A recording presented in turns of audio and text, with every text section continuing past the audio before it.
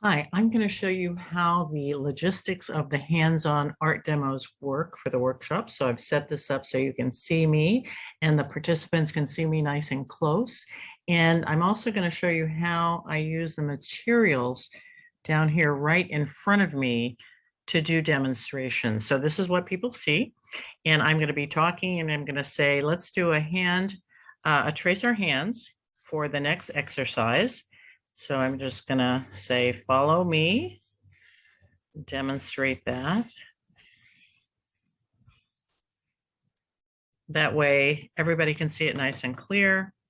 Then I'll also have the ability to just lean my screen up and say, is that everybody ready to move to the next step?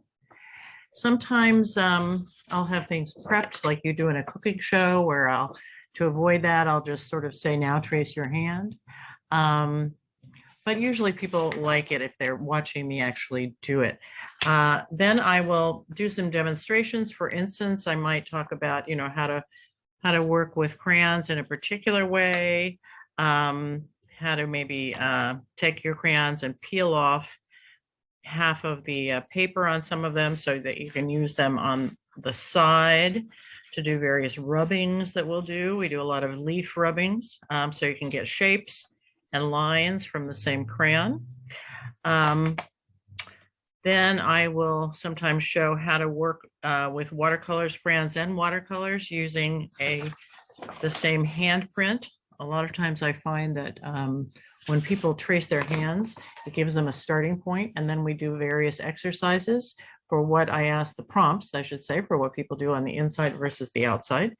I will stop and do various demonstrations. For instance, when we're using watercolors, I'll get the watercolors down here in front of me, and I'll talk about how to prepare your watercolors by adding water to them. So I try to teach a lot of techniques about materials and the properties of materials.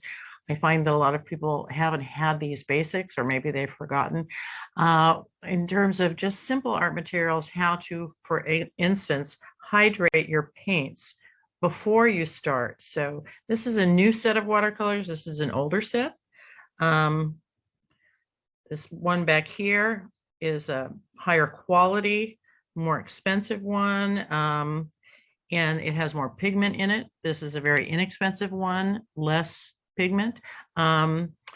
And just so you know what's going on when you're using highly pigmented or high or low pigment watercolors, depending on the age you're working with and whether you want the finished products to be vibrant, there's a lot to learn about those materials, and I try to do that teaching. So I'll talk about how to hydrate your watercolors first and let them set up a little while, kind of like tempering an ice cream cake. And say we're working towards things like this, which are vision boards.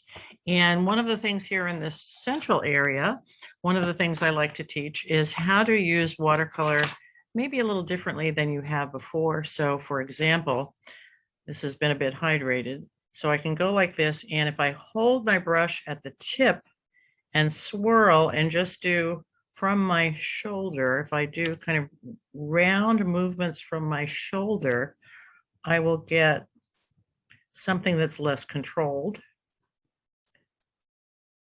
is perhaps a little more organic. And I'm basically making collage paper for myself. So you can see that has been torn into a triangle to be the middle here. And all of these things on this vision board have been done with crayon and watercolor, and in this case on the back with a magazine.